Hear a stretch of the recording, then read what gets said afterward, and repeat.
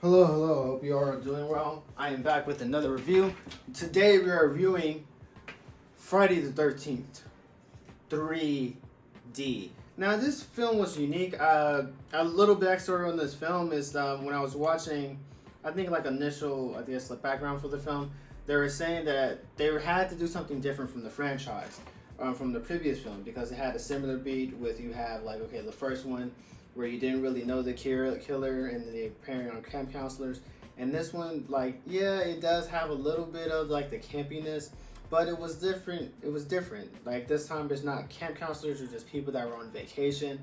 You have the addition of the hockey mask in this edition of Friday the 13th, and also they needed something to be a selling point.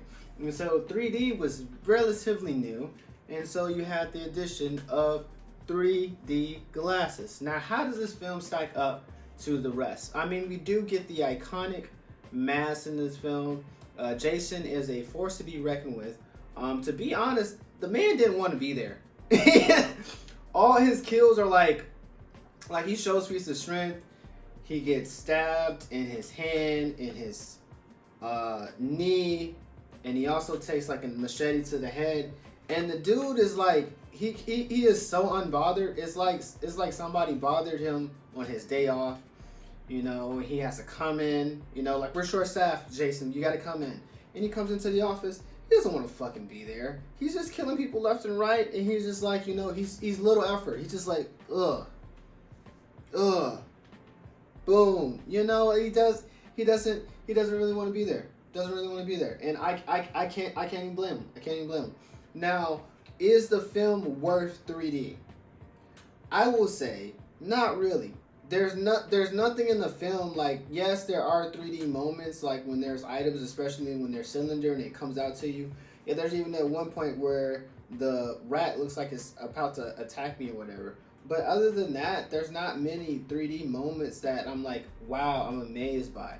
I do give it grace because it is a viewing experience, especially if you watch this movie at night with analog glasses. Like it literally zooms everything out, and it's a beautiful cinema edition.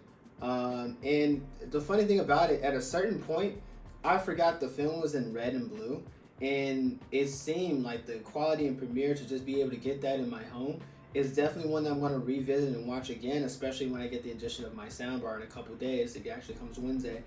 Um, but where does this stack up with the additions of the other films? Didn't really like it. Again, I said I will see it again, but part two is still the highlight for me. Friday the 13th Part Two. One is I would say this is better than Part One for me. I like the addition of Jason, but it took a lot of leaps and did things differently from the first two films. Like we get to see because at first it was like a mysterious like who's the killer is and whatnot, but now this is one where he's out in the open. There's a lot more wide shots, not so much close-ups, and it kind of takes away that tension of me. I mean, him being a beast and a force to be reckoned with.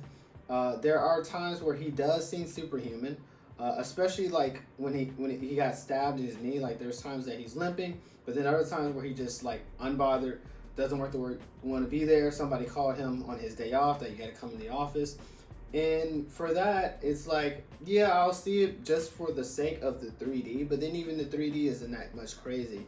But I do appreciate it for the iconic things that we get from this film that go into the future of the franchise, such as the hockey mask and the mark, and then also Jason and being a force. But there are inconsistencies with his power level, and it makes me think that when he does have a final girl within this film or even the previous film, the previous film he ended up the opening credits he kills the final girl of the last film, but he doesn't want to kill them because he keeps someone alive, so it serves as a reminder: stay your ass out of Crystal Lake. Don't come around it. You lost all your privileges. And in the beginning of both films, or even all three films, there's a warning: don't come over here. Go someplace else. Do people listen? No, they don't. They don't listen for some reason. Just stay your ass out. So I look forward to the next film. I wonder what's gonna happen with the final girl. I do believe Jason is dead at the end of this film. He took a fucking axe to the dome. So I wonder how they're gonna bring him back in the next film. you know, because he's gonna be back in some capacity. But yeah, his durability, and he let her go multiple times, which kind of annoyed me. Whereas in one instance, he's like literally crushing someone's skull with his bare hands, and then he gets his hands with her and struggles to choke her. That doesn't make sense. It seems like he could literally just do this and then that's over with. So that my rationale or my handcanon is he really doesn't want to kill people. He is mortal. He can bleed. But I do view the one in part two a lot more dangerous than this one. Even though 1 and 2 was tussling with the guy that survived him, the girl survived, tussled with him and survived with him. But this woman showed that Jason doesn't have good battle IQ. He walks into scenarios where he just gets slapped and pieced the fuck up. But he is a force to be reckoned with, and he does have a lot of durability, right? But have you seen this film? What are your thoughts? Comment down below, leave a like, and of course, as always, jarritos are on me.